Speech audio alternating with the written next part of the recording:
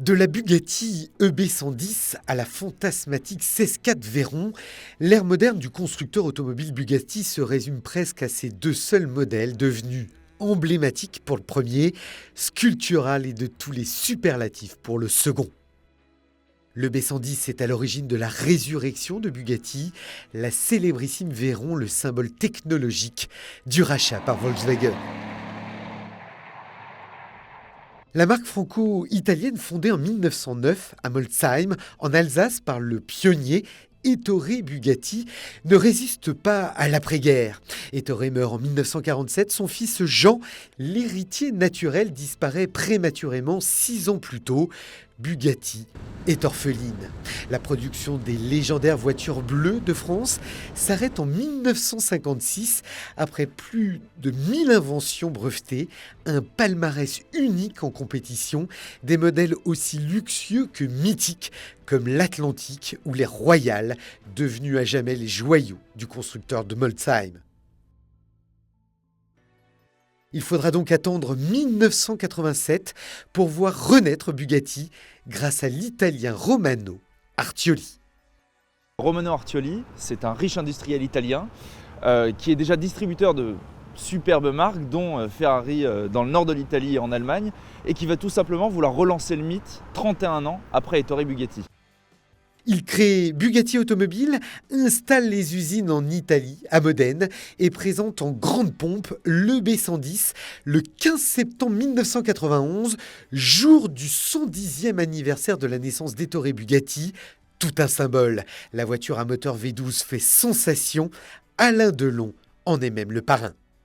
Elle va présenter des techniques redoutables. Alors déjà, c'est une 4 roues motrices, c'est un V12 5 soupapes par cylindre, 4 turbos, donc un turbo tous les 3 cylindres, une tonne 5, beaucoup d'éléments en carbone, un châssis carbone. En 1990-1992, c'est complètement fou de voir cette voiture sur la route.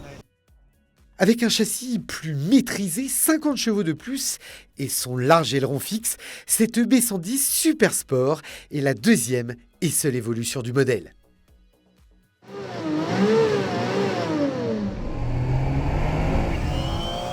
Écoutez ce moteur!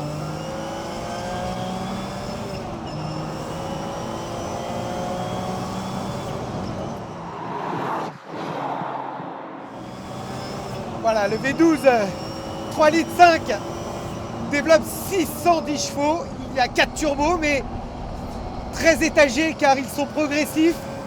À 3-4 000 tours, on sent tout de suite l'accélération. Coup de pied au cul, assuré. C'est magique. Une auto exceptionnelle qui se manie parfaitement, un peu plus virile que les productions sportives actuelles. C'est normal. On est dans une autre époque. Une époque où il y avait très peu de systèmes électroniques, une boîte un peu dure, mais c'est à l'ancienne. Et voilà une auto agile, légère, super intéressante en tout cas à conduire. Alors elle était capable d'atteindre 355 km/h en vitesse maxi, c'est déjà quasiment plus vite que les productions sportives actuelles d'aujourd'hui. Et on a la sensation de conduire un monument de l'automobile.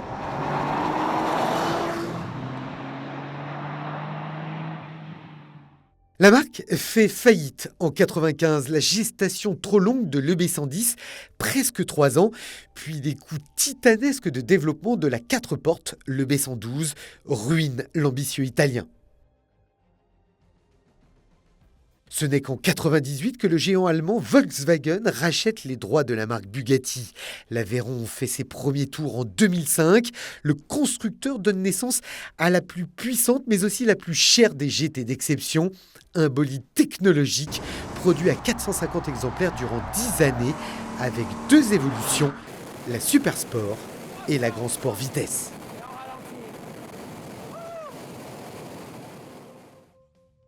Le chemin de Bugatti semble vouloir se poursuivre avec la future Chiron très proche esthétiquement de celle-ci, présentée au dernier salon de Francfort en septembre et qui mettra à n'en pas douter le curseur encore plus haut.